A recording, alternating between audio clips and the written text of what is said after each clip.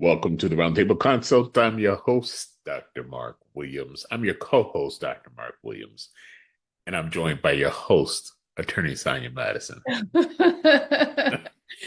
Some, and then you're a co-host of some other co-host. Is that how this works? Exactly. You're the host now. I'm tired of being a host. I want to be the co-host. Well, tell me, how has your week been? Because I think this weather has gone back and forth this week. It's been a little cool today. Yeah, I don't. It's getting to that most horrible time of the year for me. I do not like being cold. I'd much rather be in pain than to be cold, I think. So Not in pain. in pain. I tolerate pain, but I become a little baby when it gets cold. And I know my wife, she probably gets tired of hearing me say, "It's cold in here." And I think about it, and in all honesty, I do have to admit, at least she doesn't keep temperature at 69 or 68 degrees. Oh, that is cold. That is cold. And I have people that I work with or other people, friends who say, "Oh yeah, I keep my house at 68." I was like, I will not be visiting you ever. If I do, I will not take my coat off and make myself at home. I will be sitting there with my coat and scarf on the whole time. And but she will tolerate 72, 71.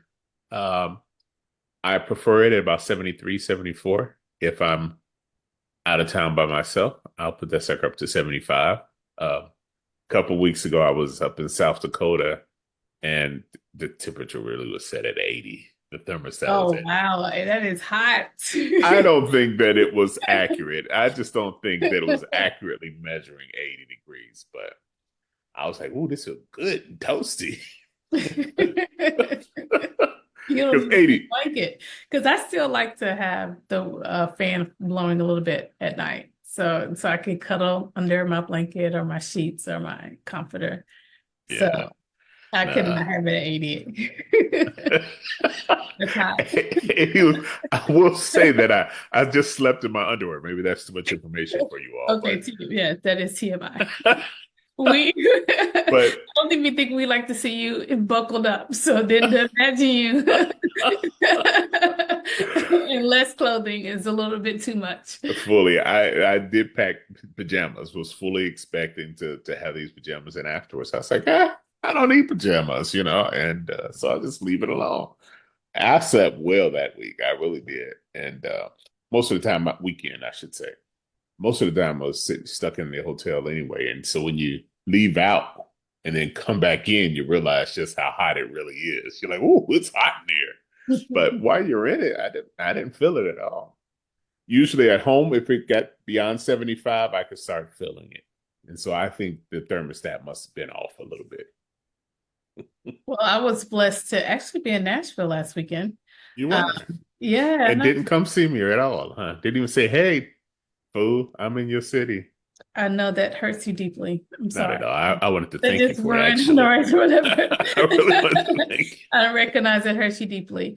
But I had a little girls' weekend just after the election, and obviously massages, and I think we went to a cave in Bowling Green. And Um, alcohol. what'd you say? And alcohol. I don't know. I don't think well, I mean, we may have had a son, but it was really mostly about the massage, and because again, it was just some of us just saying, "Hey, let's just gather together and I don't know, Sing comfort each other." kumbaya. Yeah. Yeah, last week brought about a kumbaya moment. Right. Come, Essentially. sisters, let's console each other. You Essentially. are smart. You is kind. You But is I mean, it's important. not even about that as it is. Hey, we recognize that, as Malcolm X said, you are the least protected group. So why don't we, comfort and protect each other? And Mm. so that's a little bit what it was. But one of the things that I noticed was the price of a massage. And again, we were a little bit in Bowling Green, so it's probably like an hour outside of Nashville. But the price of a massage was much cheaper than in Atlanta. So I was shocked Oh, really? at my bill. In And Nashville?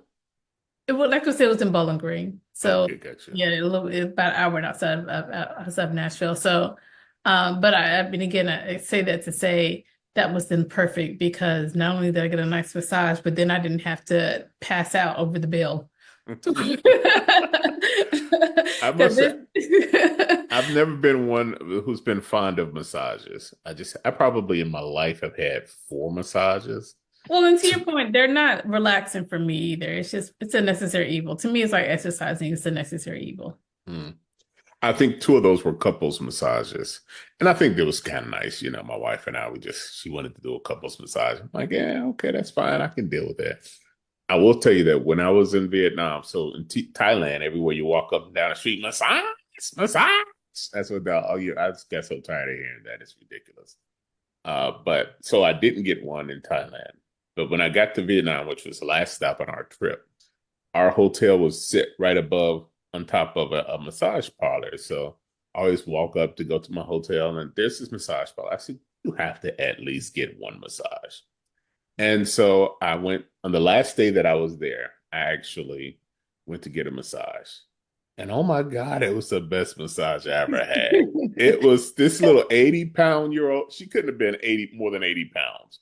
But she took her elbows and started digging that into my lower Got a back. lot of knots, don't you, Mark? A Huh? lot of knots in there, don't you? Apparently, I don't know if it was nuts or what, but it felt good to have her elbow. Then she got her knee and started putting her knee into there. And I was like, That what are means you there were definitely some hard knots. She had to go through the extra mile. She said, doing? My fingers is not enough. It was. It was. I don't think she spent much time with her fingers, frankly. But then she started massaging my legs. So it's like, right back in that lower back. Stay right there. And so she got a little bit of my shoulders and upper back, but the whole hour was probably spent mostly on my lower back. Then she actually stood up and started walking on my back too. I was like, wow, that's some pretty good balance there. But I Well, will it's a say lot of that tension. was, huh? As well as a lot of tension. That was probably the best massage of my life. So I may have to change my mind in my impression about massages because that was I could go for one of those even right now. But I didn't realize just how much tension you hold in your back and other parts of your body. And what happens is I think throughout the days and you let the stresses of life start getting to you, you start building up some of the tensions and gotta release it some way or another. And Just people. again by saying necessary evil. And because I'm with you, it's not necessarily a feel good, but it's necessary. Because once you're done, you are like, okay, good. The muscles got smoothed out. I Hmm. don't feel as much tension, but it could hurt. For Yeah. me, it can hurt. I'm not so keen on a stranger rubbing all over my body, though. That's just not the most. I mean, when you think about it, and sometimes they get to certain intimate parts of you. I mean, don't be rubbing on my butt. I don't need you massaging my gluteus. How are you with colonoscopies and all this? Like, I'm asleep. I'm asleep when that happens. So, now, if you get yours while you're awake, then yeah, more power to you. But I'm good in the sleep. I did have an esophagoscopy once when I was awake. And this is a problem. This is the problem with being self-employed, is that they usually try to give you a little bit of sedation. But I knew if I had done some sedation, I would not have been able to go back to work that day. And during our training, we used to do what we call TNEs, transnasal esophagoscopy. So we would numb people up in their throat and their nose. We passed one of the scopes through their nose and down into their throat.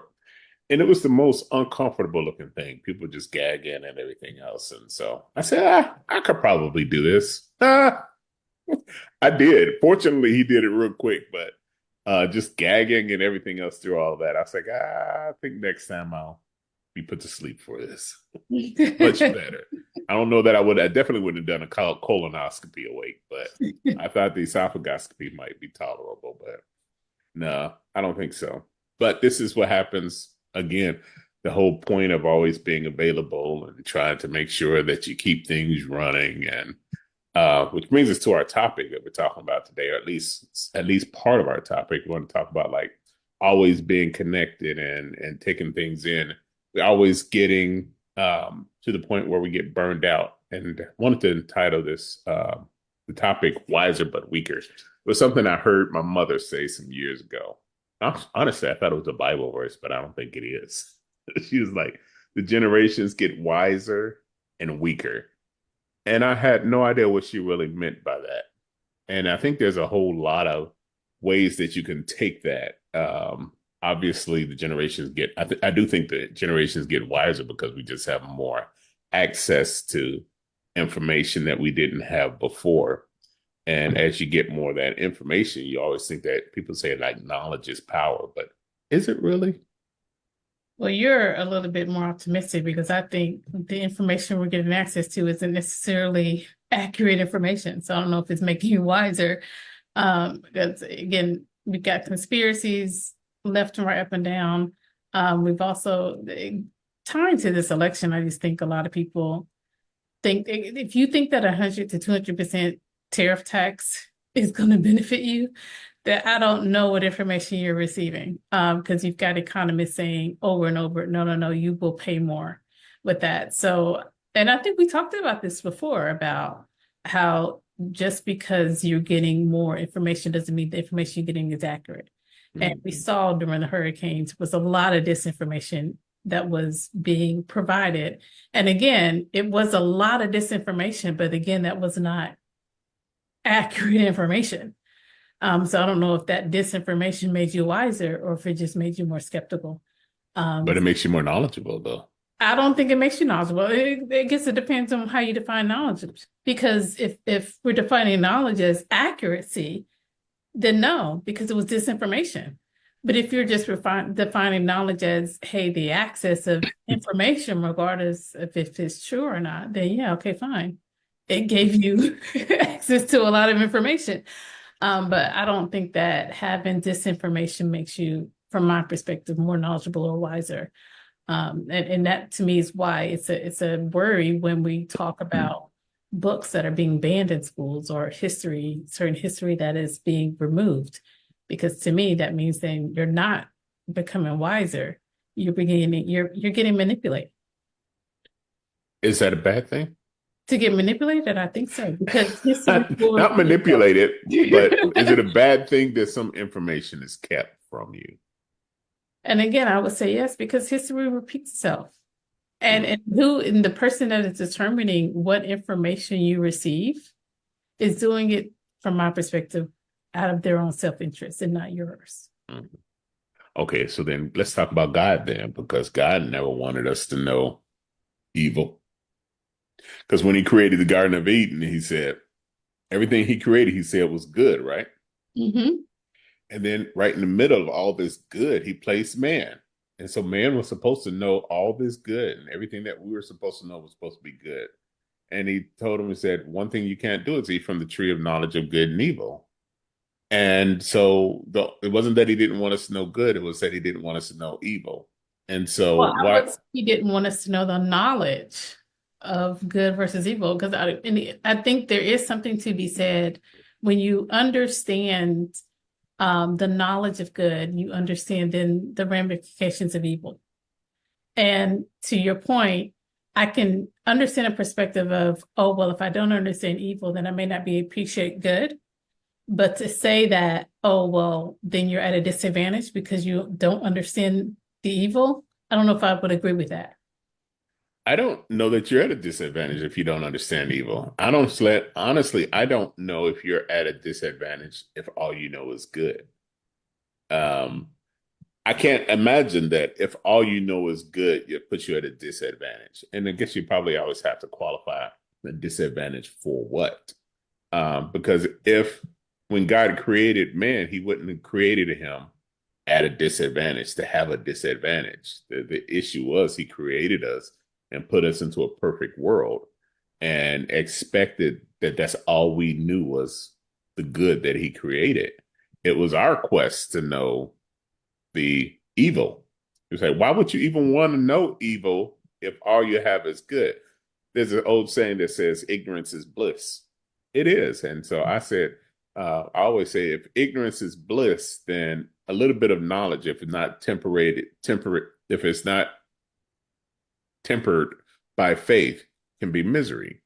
And I'll say this, and the reason where that came from is initially when my daughter was born. She was born 10 weeks premature, and my wife developed HELP syndrome. HELP syndrome is for people who don't know what it is. It's preeclampsia, eclampsia, and then way down the spectrum is HELP syndrome because it is deadly.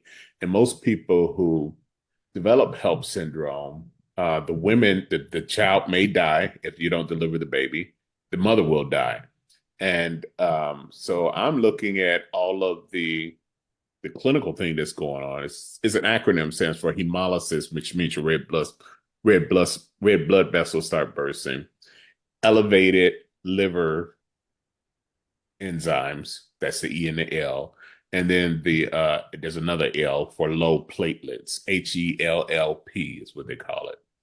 And so you get really high, sky high blood pressure. The platelet counts drop. Platelets are what helps your blood to clot, right? And so when you drop below 20,000, when you drop below 50,000, we don't even like to operate on you for that. When you drop below 20,000, you're at risk for spontaneous hemorrhage. And so the combination of having a really high blood pressure and low platelets put people at risk for strokes during these. Now, these are all things that I know because I was going through medical school and I had all this training. And the OB said, he's never experienced this in his 30 years. This was only his second time experiencing it in 30 years of practice. And so here my wife is, her blood platelet counts for 17,000, below 20,000. So she's at risk for spontaneous hemorrhage. Blood pressure's through the roof, and she's complaining of the worst headache of her life. And to me, that sounds like she is about ready to have a stroke if we don't do something. And in that moment, I realized I'm at a disadvantage because I know what's going on. Some people will look at that and say, well, you're a doctor, so you're probably at advantage for it. But I worry more because I know all the potential ramifications that are ongoing right now. And so if my knowledge was not tempered by faith in that moment, I would have been miserable. It was already miserable enough. But at some point, that was one moment I was like, man, I wish I didn't know all of this. Because then, I could have a little bit more peace just not knowing all the evil that and all the bad that could come as a result of this. I mean, obviously, there's a difference between being Adam, and I'm emphasizing Adam, and not having any, I guess, awareness, knowledge, or having to deal with the evil. Because had he not eaten the fruit, he would have never had to deal with a spouse who would have had to have gone through that. So it would never have been an issue. Versus because he ate the fruit, then you have to become more aware of what then sin, evil, and all that entails. And so, I guess I say I'm not sure if the two is comparable because I know your initial question was, hey, listen, should we even aspire to have this knowledge of evil? And I would say, again, if we're Adam and you don't need it because God has made it clear that all you need to know is good, and I will not expose you or put you in a situation to which you have to deal with that, what you just outlined, then I would much rather be with that. Absolutely. Than Absolutely. because Adam ate the fruit, then we have to have this knowledge of, and I don't want to describe what your spouse went through as evil because I think there is evil in terms of serial killers.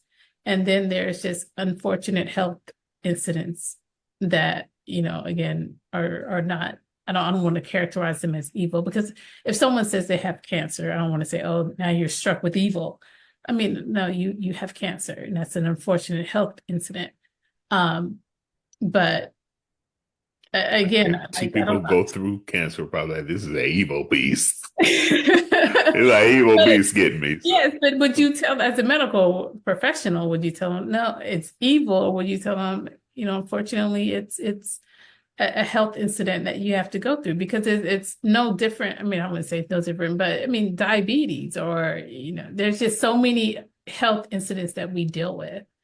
But they all came So, because Eve ate the apple and then gave it to Adam to eat. first of all, Or there's ate no the fruit. apple. The fruit. So I'm sorry, the fruit. I was catching it before you. You've I saw already it in your messed up. eyes. I You already already saw it in messed your up. eyes. You were But ready. we know Adam messed up, this knowledge. But to me, tying it into perhaps more so this election, and because I really do think a lot of people are burned out from politics. I think a lot of people are burned out also because it's the end of the year. And you often see once these holidays start coming, at least in my profession, I do see a lot of employees that start laxing off a little bit or start just looking forward to the holidays. And you see a lot of comedians say, for the most part, once October hits, you're just kind of sliding through the rest of the year. You're not really as focused as you may be in February or March, or beginning of the year.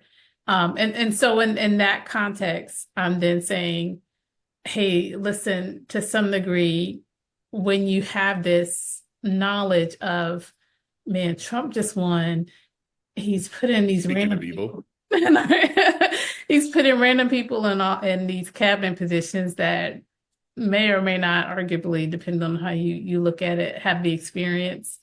Um, is it best to just slide through the year and say, I'll deal with it in January, especially when you don't have the control? Or is it best for you to understand why it could be detrimental and then be stressed about it? Because again, you don't have control. you don't. And and so that's why the Bible tells you, like, listen, whatsoever things are just, pure, lovely, good of good report. Think of these things, you know. And but why don't we do that though? We always want to think on the evil, and I think it's because we're innately drawn to evil. And just part of our flesh is not just that we're drawn to evil, but it's part of that God complex of us that want to know not only just the good, but I want to know what the evil was. Now, this is going to sound really bad because, there's a lot of things that they hid from us in the history books. Who's the, And you got to be specific. Who's this? you know who the they is, the powers that be, No clue who the they is. systems, the white folks, But the white people who ran this country. the reason why I say that is because a lot of times you will hear Black people understand history, and then white people will be like, "Oh, I've never heard of Zora Neale Hurston, or I've never heard of Ralph Ellison," and you're just like, "Okay, well, wait, how is it that I've heard of it? We went to the same school, but you didn't." So to some degree, you're choosing not to, versus you didn't have the access. Yeah, and that depends on which school you went to, because sometimes they don't teach these things in your schools. And the schools that I went to, they weren't teaching much about Black history, and you weren't hearing, and you certainly weren't hearing the You call it truth. Black history, American history, because it's all American history. Yeah, We just weren't giving you the totality of American history. okay, You Black can talk American about the history. Indians. You can talk about the Indians as well, because if you're just going to start with, oh, 1776 or whatever, that they had this, okay, we're just going to ignore the Indians that were here before. I mean, so Mhm. it's not just Black people. I mean, I think there's marginalized in general that does not get discussed. But again, I think oftentimes in that community, it will get discussed. You got to know about it in order to discuss it. And that's why So I say I knew about Ralph Ellison. I knew you about knew about it. You Steve knew Russell. about it. But there were. I guarantee you, there were in my education, my undergraduate. I mean, my primary education. No discussion of these people. And occasionally during Black History Month, you might hear about Rosa Parks. You might hear about Frederick Douglass and W.E.B. Du Bois and a couple of other people. But beyond that, that was it. You didn't But hear, I'm not and of course you negating, heard of to Martin your Luther point, King. I'm not But negating that it wasn't discussed in the school. I'm saying it was discussed in the community. And that's what I'm saying is, no, I'm with you in the school. If I had relied on the school, I'm with you. I would have never known. where's the It was community the getting community, educated? church, Girl Back then, Scouts. back then, back then, Back the because you're community right, I was am being. young. I am young, so I don't know. But I mean, even if I were to talk to, again, because we did this whole segment about even our family history. If I were to talk to my mom and she talked about integration and whatever, that wasn't discussed in school, but that was a conversation that we had. So that's why I say community, we know more than what may be discussed in the public school setting. So, if you don't, some of those things don't get discussed on a mass level, and I get it to some degree, and this is the reason why people are opposing critical race theory, is because they believe that if you open the lid on this, the horrors and the the atrocities that were committed against Black people or other people of color, or whoever you want to say, in the past in this country, and usually the most obvious one is that was perpetrated against Black people, then you're going to get people to feel a certain kind of way, feel like they are oppressors, and I get what they're talking about, and you can't completely discount that Oh, argument. yes, you can. Let me tell you why you can't. Because when you go see a movie, I've got plenty of friends who say, I can't watch shows like 12 Years a Slave. I can't watch Roots because every time I watch it, I just get mad. I walk out of The that fact place that you and know what that's going to say. I'm mad at white people. But you Today, they're still mad at know white what people. that movie is going to say. So then you still have a knowledge. The fact that you can say, I don't want to watch it means you have a knowledge of the content of that movie. The problem is, to your point, is that people are choosing to ignore that knowledge.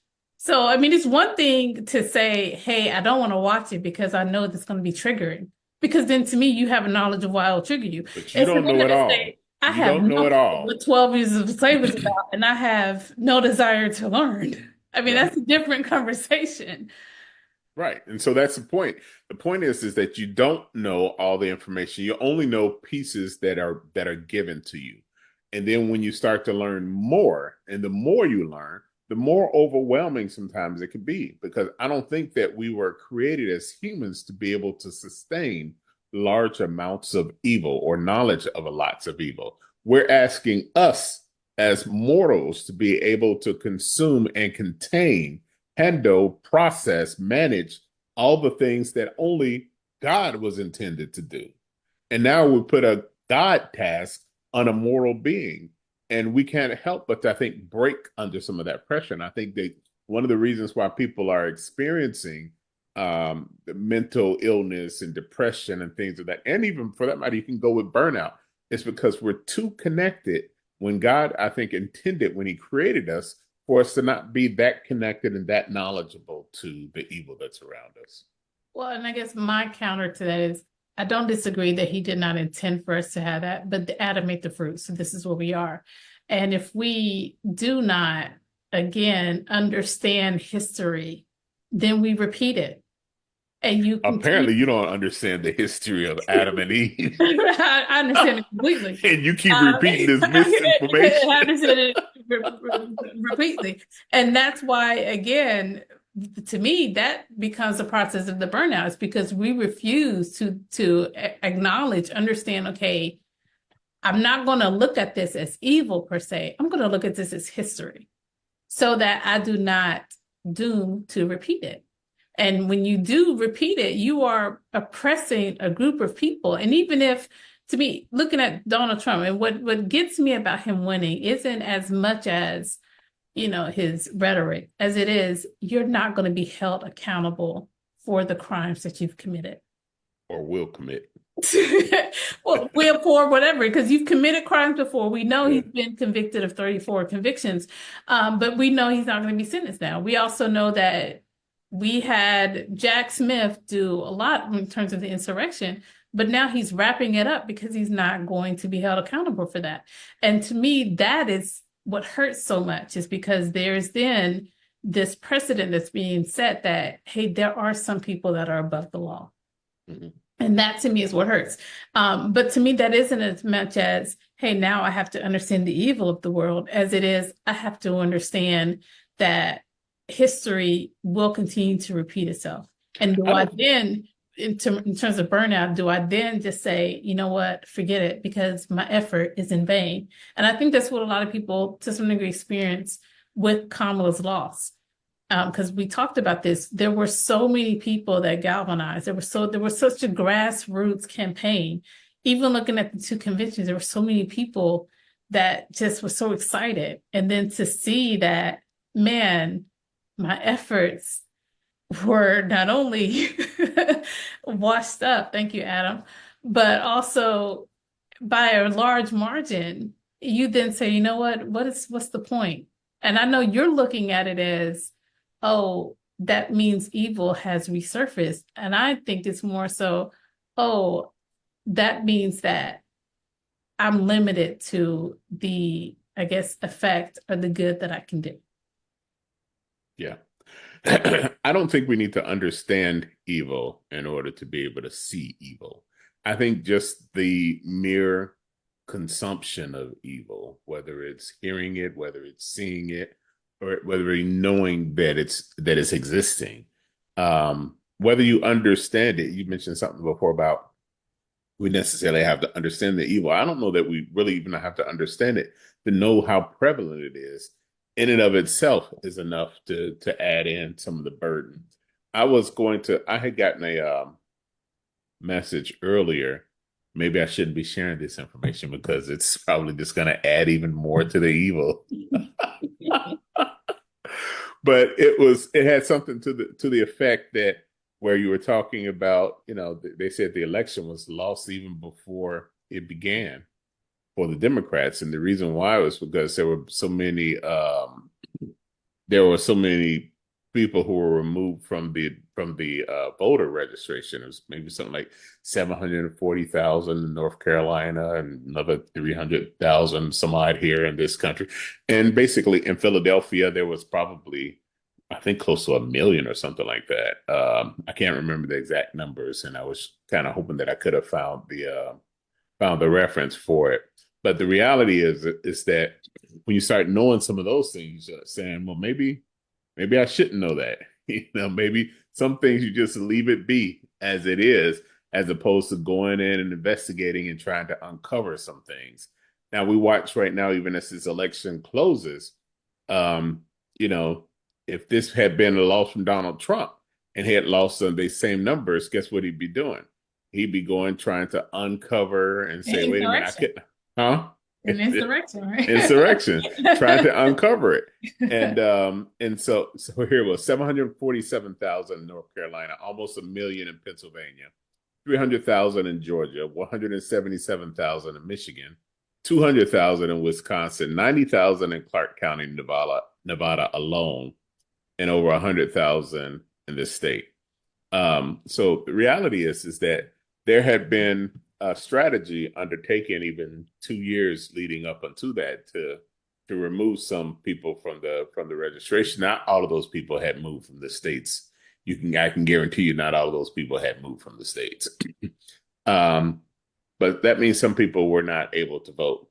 If this had been turned around, there would be a group of people in the Trump camp who would be trying to uncover every stone to identify the evil that's in someone's intent. Part of me wants to believe that, hey, there was some nefarious things going on that caused this kind of a loss because I can't fathom this country really, favoring Donald Trump that much, Really? especially over the Really? past, yeah, Perhaps you especially. have the knowledge of evil that you need to. Well, maybe, again, I'm still thinking of those things that are of good report and those things that are just and pure.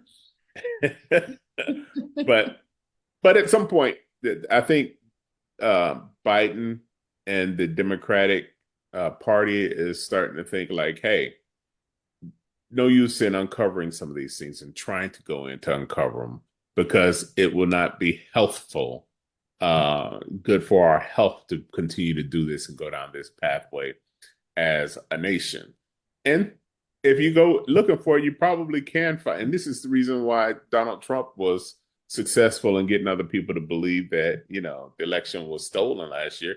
Because if you look hard enough, you'll find the evil.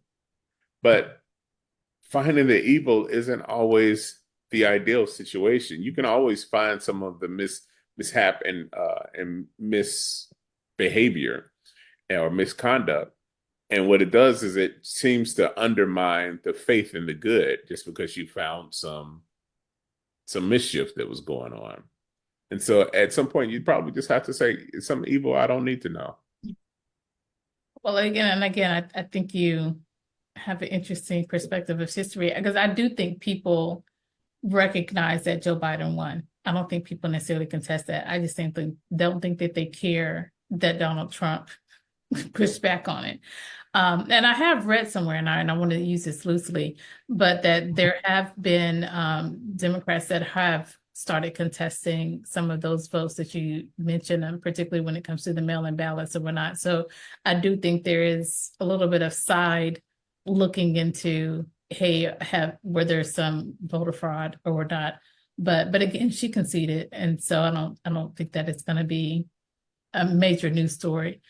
But to me, your bigger point, or I guess this bigger point is whether or not we need to know the knowledge of evil. And I'm saying there's a distinction between evil and disinformation. And from my What's the perspective, root of disinformation? huh? What's the root of disinformation? Selfishness.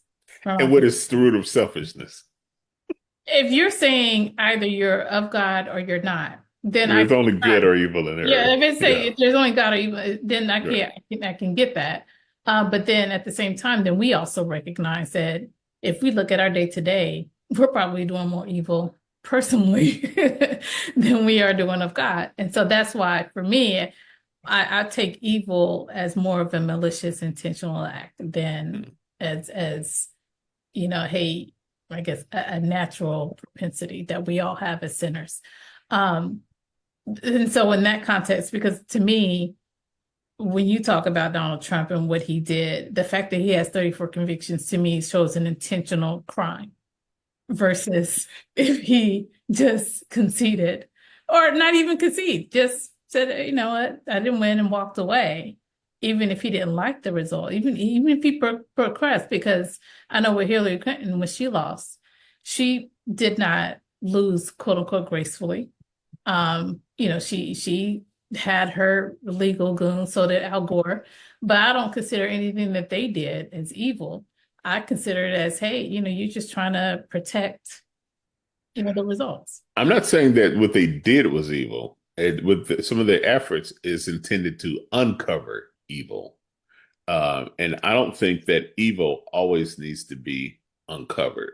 At some point, if you suspect evil is present, you move on. You be like, okay, well, that's the way that it Yeah, is. but I don't some need point to it does always need go to be uncovered. expose. Yeah, And I think for me, and that's why to me history is important. To me, it needs to be uncovered so it doesn't repeat itself.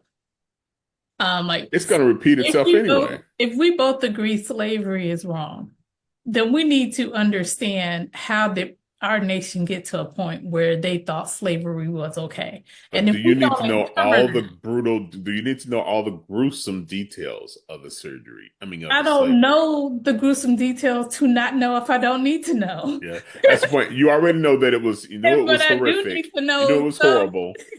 You don't. I do need to, but to me, you're focused on the effects, and I'm focused on how did we get there? How did we get to a point where you thought it was okay to have free labor? Well, how Because did we we were get to that? born. Huh? Because we were born. That's how we got there. Maybe And I because don't. we were born. Or The you just reality is, you're just like Adam ate the fruit, and so then that's how we got there. no. I said You're, Eve ate the fruit, you're and saying then Adam ate the Adam ate the fruit. fruit, and And that's why so we got there. Israelites had to be enslaved, and then so did the black people. But again, I'm saying, okay, God still gave us free will, and I think He still gave us this, hey, follow me so I can help you not fall into this darkness. Because we also know figures in the Bible, as well as figures in our day-to-day life who did walk a path of righteousness. Because if we don't, then we're just all doomed. Like there's Hmm. nothing you can do. So we either hope that, hey, there is a path towards righteousness, or we say we're all doomed because Adam ate the fruit. And so then if we if we say there's a path towards righteousness, then we want to study how people deviated from that path. Sure, we can study from it, and just because you studied it doesn't mean that you're going to. You may not go down that same path of evil. But there's a new path. Basically, that's what you're studying is what other new paths can we go through. My belief is this: we don't have to try to commit evil. We don't. Evil comes natural to us. I think it was David who said, "In iniquity did you form me and shaped me in my mother's womb." And it's everything about the flesh.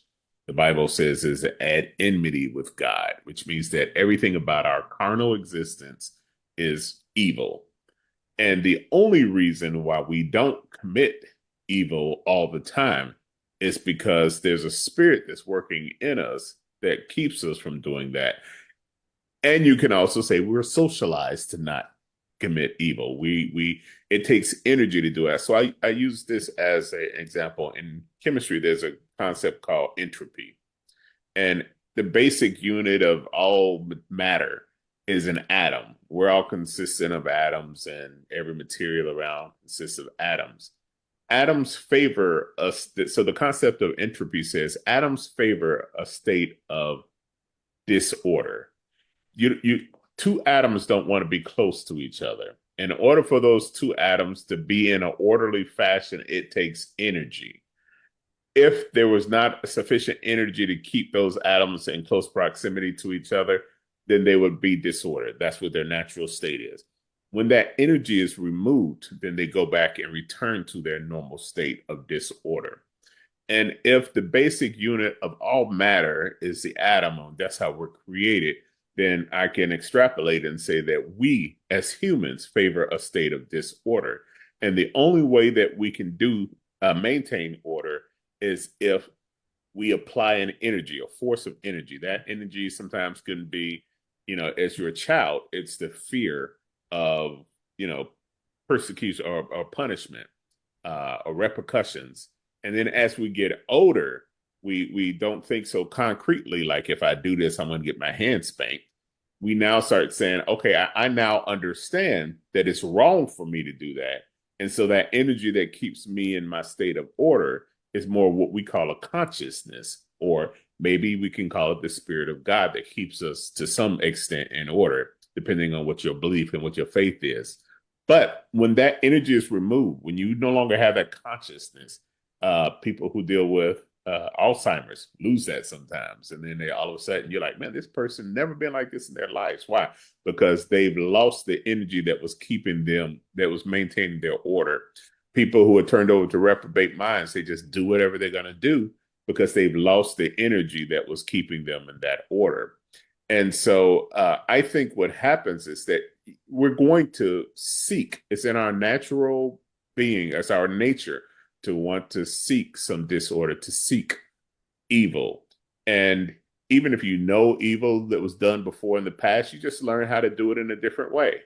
Donald Trump, for example, knows all the stuff that Hitler did, and he knows what Hitler did wrong. And he now knows how to accomplish the same evil that Hitler did, but in a perhaps more informed way. Maybe I can get away from. He knows all the mistakes that he made in 2016. Now that he's getting to be president again in 2024, do you think that he's going to make the same mistakes this time? No. This time I'm going to appoint everybody who's going to be loyalists. I don't have any grown-ups in the room, nobody who's going to tell me no. And if they do, then I know how to get rid of them. So the evil still is there. And whether you know about how it happened in the past, and I think knowing about how it happened in the past doesn't necessarily stop us from still going down that route of evil again. You just take a different path. That's all. It's still going to be evil because it's our nature. I feel like, and maybe you can correct me if I'm wrong, I feel like you're saying we're all Donald Trumps and he's just able to have a platform. But I would disagree with that. I don't think we're, and why I push back on that is, one, I mean, the Bible obviously talks about train up a child in the ways they should go. And so if you truly believe you are training up, as you have children, I don't, but as you children, if you truly believe, hey, I'm training up this child so that when they even are encountering certain things that could lead them to eat a fruit like Adam did, that I have put guardrails or they understand, hey, this may be an instance where you want to depart from. But I would also say, to some degree, I think there are people that do intentionally try to do good. Now, I'm not disputing that, hey, listen, to intentionally try to do good, you have to acknowledge that if I don't intentionally try, I will naturally do bad. And I'm not disputing any of that. But I just think that there are people that are intentionally trying to do good. Absolutely. And intentionally trying to do good, they recognize, hey, listen, I have to make sure I have guardrails, boundaries, whatever is in place to ensure that I don't get tempted to do something that is outside of what I would probably do naturally. And Yeah. I do think people do that. I do think people do make sure, hey, listen, I'm not gonna go hang out at a, you know, quote unquote whorehouse, so I don't so I don't get caught up in that. Or I'm not going to, go to a certain, place of culture and then get caught up in that. Or I'll make sure I have certain mentors, or I'll make sure that, I'm in school of a certain focus so that I'm distracted by, hey, I want to be this Olympian, or hey, I want to be this doctor, versus hey, I don't know what I want to do and I'm just going to float through. And so to negate those people, I think it's a disservice. And I do think to some degree, and that's why I hate that he won, but I still, and maybe this is a hope. One of the reasons you hate it. I hate that. I know, right? But maybe there's a hope that it is hopefully an anomaly. Because if it's not, then again, you're going to have multiple people strive to be the president so that they can have immunity from crimes. I don't doubt, no, because again, Trump had a history of criminal activity. It didn't just start when he became president in 2016. I mean, we know all the settlements that he had to deal with in terms of the discrimination of housing. We also know that he did feel like he could just grab women however he saw fit.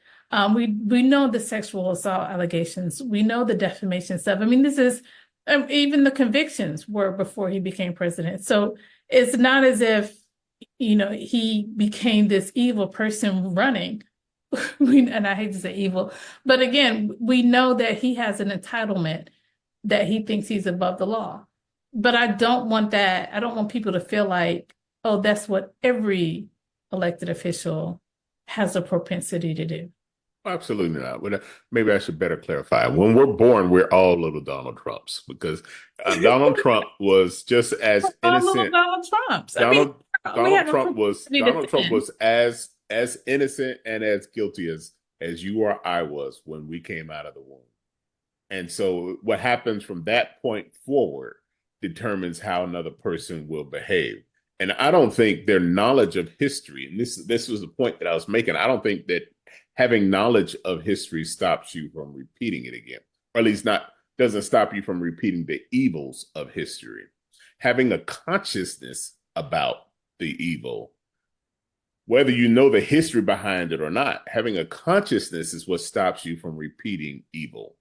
And because you can know the history of the evil, and like I said, use that history to refine your evil that you're going to commit over the next couple of Well, years. the fact that people were calling him America's Hitler, to me, is they have a knowledge of what that meant, and it did not mean good. They just didn't have a consciousness to stop them from repeating it. Well, I mean, and to your point, there were still a majority voted for it, but there were people that did not. And so to me, they did not because they had a knowledge of what it means to follow in the path of fascism.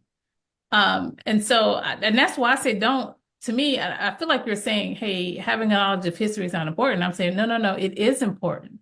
Because if you don't understand how fascism led to a Holocaust, then you don't understand the gravity of what a group of marginalized people suffered by virtue of someone's narcissism. And so if you do know, and I'm not saying history is not important to know. I think history is important to know.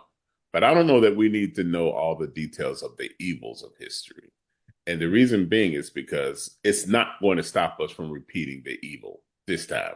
The evil's still going to happen. That notion that, if you don't know history, you're doomed to repeat it. You're still going to repeat it just because you're going to repeat the evils of history just because it's innate within you. It may not have the same expression as it was, but as it did in the past, because everything around us changed. Now you're no longer going to be able to have people, lynched in a tree like you did before because it's so prevalent. If somebody got lynched in a tree, it's going to go viral around the world, and then you'll not be able to do that. But in the past, you could easily have gotten away with it because it was just confined within your community. It was kind of hard to be able to get that information out to somebody up in the north.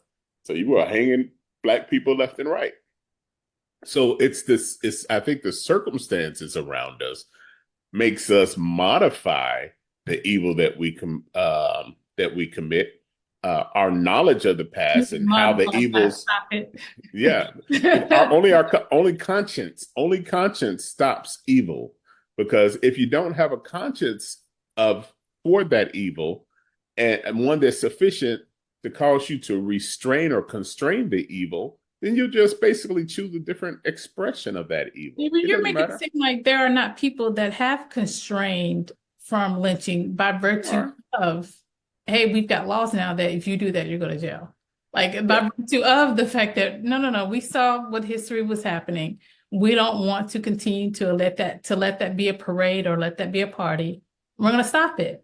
And I feel like you're negating that part. Now, we put in constraints to stop that. It wasn't just a matter of, hey, we taught you, and then you felt I guess, internal desire to, well, now that it's going to be filmed, I won't do it. No. Now it's against the law. yeah. You know Well, that, and it that's what wasn't happened as with much Bull. What's against his the name? law Bull. before. And that what happened with the Selma Bridge. And it was like once it was televised, they're like, oh well, we can't do this anymore. We're getting a little But it bit wasn't too. against the law. It was like, yes, you was televised, but Yeah, it it was was. still It happened. doesn't And become then, against the law until after it's televised, and then but to your point, people are now it's held against the accountable. law. And Right. so that's what I'm saying. Like we said, okay, we saw this history, we've watched it, we see the evil, and now we're going to make it against the law. I feel like you're saying, oh, well, we saw it. We don't need to know about it though, because it's going to happen again. So who cares? And I'm No, saying, I'm not saying that. no. We So needed you're to know misunderstanding what I'm saying. about You're misunderstanding what I'm saying. Understand? I said knowledge of the history is not going to be what stops it from being repeated. Knowledge of it just will not, because all you do is you devise a different strategy of it. So knowing it, yes, it's important to know it. I don't know how much of the detail of the evil that we need to know when we really want to really consume all But the once detail we of it. knew it, it was stopped. Yeah. Okay, so then I'm not knowledge saying does I'm not stop it, to some degree. I'm not saying don't know what the history is. I'm saying understand what the limitations of knowing the history is. And the knowing the limitation of the history is not going to stop it from being repeated again. What I'm saying, knowing it can help stop repeating, because otherwise, well, stop and frisk is going to come back. Otherwise, you and I will still be lynched. I mean, if knowledge was not even helpful, or say people knew about it but didn't care, There you then go. we would be, lynched. But people knew about it, cared, and And then made they sure eventually that cared. The key word and is cared. but you It's can't that you care cared until about you it. know. You can't care until you know. And so that's True, true. what I'm saying. Because the same thing with slavery. I don't doubt that to some degree, when people study slavery, they probably say, oh, a lot of it has to do with economics, is more so than the humanitarian aspect. But I still don't doubt that, hey, someone still saw the humanitarian and said, wait a minute now, this is a little bit too much, and couple it with the economics, then we can abolish it and make a move. Same with the Holocaust. I don't doubt that, hey, there were a group of people that thought, you know what, yes, let's cleanse and make sure that it's only Germans here, just like what Trump campaigned on. Let's make sure it's only Americans here. But then you see, wait a minute, we're putting people in gas chambers. Hey, we've just killed 6 million plus. No, we can't do that again. Like that is atrocious. And so then you've got, UN form, you've got parameters in place to kind of watch out for those humanitarian efforts. And so that's why, I mean, I feel like you're saying, oh, knowledge doesn't necessarily lead to a limitation. I'm saying, no, it can. It has. You keep saying that, but I keep telling you, I said knowledge itself doesn't. It takes the conscience. It takes caring about what you know in order to stop it. Because you can know it all day. They knew all along that there was that humans, black people were humans. We were not chattel. They knew that we thought, we felt, we bled, we hurt, just like they did. We rejoiced, all of the same emotions that they had. They knew that we did, but they just didn't care about that. So it wasn't the knowledge that stopped them from committing these atrocities. It was the fact that they didn't care about the knowledge that they had. And so I think that horse is dead pretty much. But what I guess the point that but what I want to talk about really is how much knowledge do we actually need to have? And I guess is to having a too point much. where you care, according to you, enough knowledge to care. It may not be enough. I mean, some people can have all kinds of knowledge and still don't care. Look at these people who Well, then voted you for need to Donald give them Trump. more knowledge so Look at that all the they will people. care, No, they right? won't. No, they won't. Look at all the people that voted for Donald Trump. They know full well who he was. They knew that he said he was going to weaponize the Department of Justice and turn them against, and maybe even the military against his political adversaries. And they voted for him in overwhelming favor. And how does that get interpreted? That gets interpreted to say, hey, this is what they wanted from me. So now I'm going to nominate, I'm going to Do you appoint think? Do Matt you Gaetz think? as my Do attorney you general. think I don't know if you Hitler? got Do that you or not. think Hitler could run and win again? Huh? Do you think Hitler could run and win again? He's dead. But that's my point. Is like I do think that some people probably feel like, oh, he was just talking. All I care about is making sure I get the extra 1,200 in my simulant. Exactly. They knew, but they Right. just didn't care. No, but he Or didn't they do. cared about something No, else. no, no. He didn't do what Hitler did. Now, if he does what Hitler did in terms of mass deportation, in terms of stop and frisk, in terms of, all the stuff that even demonized in the media, I don't think he could win again if he does that. And so, to what you're saying is, I'm saying you and I agree that, hey, listen, when someone shows you who they are, believe you. But to some degree, only marginalized people see it. And so it's not till the person actually then does it. And we know he's put in someone in Homeland Security that is trying to get out that mass deportation plan. Okay, that happens. And then it affects your pocketbook because we know a mass deportation is going to be huge costs on the economy. You can't win again. They all know what he said. The problem was is they didn't care about it. Whether they didn't care because they thought he was joking about it, they thought he was just being hyperbolic or provocative. They just didn't care about that. Or maybe it was because they cared more about the economy. I just need to get the immigrants out of here. I Maybe just they need just to. didn't want a female leading Maybe that's the truth too. But I think, it. but the issue you heard that he's actually now want Matt Gaetz to be his attorney general. Oh yeah, I did. I did. Yeah. Among other things that I like Marco Rubio as a Secretary of State. And again, I've been And trying Tulsi to Gabby as the DNI as well. the intelligence. Yeah. Yes. I just want to say I've been trying to stay out of it because again, it's just but I'm also to some degree, and I hate this, to some degree, I want him to do everything he said he was going to do. Because to your point, if it is true that, hey, you can have a knowledge, but it has to get to a certain degree to where you care, then fine. Let's do what he has to do and see how far it's going to be until you care. Because marginalized people are affected by just him winning. Mm-hmm. So if that wasn't enough for you to care, then fine. Let's see how much he's going to do to get to a point where you care. And I wanted actually before the week before the election, I was like, I kind of hope that he wins, just so that these black folks and brown Jesus, why folks did who you say voted for him, that? because the reality, because people don't know until they, or at least they're distracted. They care about other things more. Sometimes it's not that they don't care. It's just that they care about other things more. But And even the other things is frustrating because if the polls are true that they really care about the economy, then I'm like, why aren't you listening to the economists who are saying 100 and 200% tariff tax will cause a $4,000 increase in your pay? because they're listening to a rich man who says, I'm going to fix it for you. Right, versus a woman who is saying, Who's, no.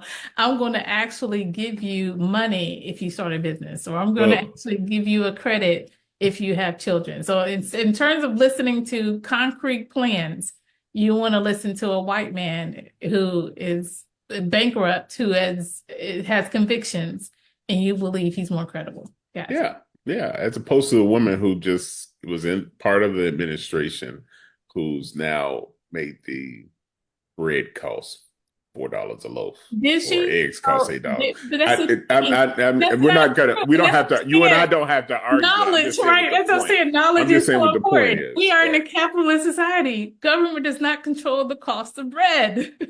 I mean, So again, at some point, you either embrace knowledge or you say, I will choose to be ignorant and I will just listen to what the white man says. But I think a big part of it was just that I was talking to somebody about this. I was just think that evil and negative vitriol sells. And it's not so much even that people were listening to the policies and say, I think I like Donald Trump's policy better. We're such consumers of evil and thrive so much off of the evil that we consume that every time we see somebody, oh yeah, oh, he really got her that time. Those are the things that draw us to a person when they have the boldness to say the thing that most of us are constrained from saying. Like, oh, I would never say anything like because it's so Yeah, I would inappropriate. never say Puerto Rico is a garbage state, whatever. But Yeah. again, I think But the to one me, who will say it has the balls to be able to say that kind of stuff. but People to are like, me, I just oh, think that people don't want to be held accountable. And they would rather blame someone else than say, hey, it's my fault that I'm not in a certain position. And I know you're trying to pass it off as, oh, I'm just attracted to evil. But to me, no, you're attracted to blame. You're attracted to being able to say, oh, it's that immigrant's fault that I don't get the job that I want. Oh, it's that woman's fault that I can't have the child that I want. Oh, oh, it's it's the Adam's media's fault. fault that I ate the apple, And, ate the and it fruit. is Adam's fault. But again, So like you're to right in me, the crowd there. You're in good company. You might as well have voted for Donald I Trump mean, then. you're the one saying Eve. I mean, either way, it's not, I wasn't the one that ate either. But I mean, but my point is, again, people don't want to be held accountable. And you're blaming evil. And I'm just saying people just don't want to be held accountable. Of course not. Who wants to be held accountable? But the Bible does say that a wise man seeks reproof and the fool despises it. And so the question is which end of that spectrum do you actually fall on? Now, I always invite critique. I am not afraid of critique. Always. I do. I do. Like when I record a project, a CD, don't tell me your favorite song. What I want to know is the one that you skip past because every time you put a CD in a CD player, which you don't do anymore. If you have an album, there's going to be a song or two at least that you just skip past. You're like, yeah, that one doesn't do it for me. That's the one I want to know because I think you learn much more from the critique than you do from the compliment. And I'm not one that's drawn a whole lot to compliments. And so that gets me in trouble a lot because I don't lavish people with the compliments. I have to consciously think to lavish people with compliments because my natural inclination is to be able to offer the critique because that's what I'm looking for. So, You're looking to critique versus looking for no, the I'm good. looking to be critiqued. I'm looking for the critique because I always think that there's a way for me to be able to improve. And so the way that for me to be able to improve But you should is to be also open to look for the critique. good because the good in others can also help improve yourself. And I think that when we are not, and that to me is what I also do not like sometimes with people is that if you're only looking for the critique or the bad in me, then you never see the God in me, you never see the good in me. And I'm constantly on edge on that. And So let me ask you this question. What is the good that you see in Donald Trump? Donald Trump, Silence. no, Donald Trump did remind the country of how racist we are. He did. That's good. That's Again, just good. from my perspective, knowledge is important. I know from your perspective, you're like, oh, knowledge doesn't matter if you're not going to care about it. But from my perspective, knowledge is important. Um, and so he did. And I don't know. And I know a lot of people are like, well, Donald Trump is authentic. I don't think he is. I think he knows what will it take to get what he wants. But I could not tell you if Donald Trump authentically believes that mass deportation is the right way to go. But I do think he authentically believes mass deportation is how I'm going to get elected. And so in that, he ignited or exposed the truth of America. So that's the best good that you can find in Donald Trump. Was that That he he exposed the exposed the evil of race? the country. I mean, that is good. I mean, you can't expect me to find something from someone who has multiple lawsuits dealing with discrimination in the housing, There's who some good talked in about everybody. grabbed women by the private parts, who has sexual assault allegations, who had 34 convictions. I mean, you're telling me, listen, Sonia, there is a litany of stuff. Can you somehow make that litany sound good? No, Like, just I'm not saying, can you find one good thing and I gave in you one good thing. amidst all that I litany? gave you one good thing. He I'm exposed saying this. about him, about him. What is one good thing And I said about he Donald Trump? exposed the truth of this country. Not what that he did. One good thing about him. That is something about him. He exposed the truth of this country. So I mean, what you're doing, I you're obviously don't know Donald Trump one on one to be able to right. say, because I think you mentioned this before, that there are friends that you know him personally and would say, "Oh, I have to vote for him because he did something personally good for them." I don't Mhm. know him personally, even though I still would not have voted for him, but nonetheless, I don't know him personally to that. All I can speak on is, again, the litany of stuff that I'm just like, really, really, America, this is what you want to be your face. So what you're doing is exactly what I think his supporters did. And that is they see all the evil about him. And but they don't even really want to acknowledge that it's in him. They attribute those things to that. They're saying the good that he does is the I didn't good say that anything he's good that he does, though. No, no, no, don't do well, that. that's what it was. The good that you identified was that Expose he the truth exposed to about racism. America. And it Yes. needs to be exposed, right? That's a good thing. Yes, but he needs to be elected to do that. I mean, we could say yes, because again, he still got a record number of votes even when he ran against Biden. Now, thankfully, Biden got also a record number of votes, but I mean, we recognize he got a record number of votes in that. Mhm. Well, I do think Donald Trump is devoted. He's committed. He is tenacious. I should say tenacious. There you go. Committed He's to stay out of tenacious. jail, right? Committed to Huh? stay out of jail. Whatever it is still tenacious because he could actually give up the fight at this point. That's one thing that you can say is that he is No, not if tenacious. you're going to go to jail. You can't give up the fight if you're going to go to jail. He could drag this thing out for however long he needs to drag Not it if out. you're going to He don't jail. have that many years left. He don't Not have if that you're many. going to jail. You're going to fight to avoid jail. I mean, come on. Bart, come on. He's gonna fight regardless, but I don't know. I don't know if he. I think his ego was enough to cause him to run, whether or not he faced these charges or not. And so, there's no doubt in my mind that he would not settle with just having lost. Period.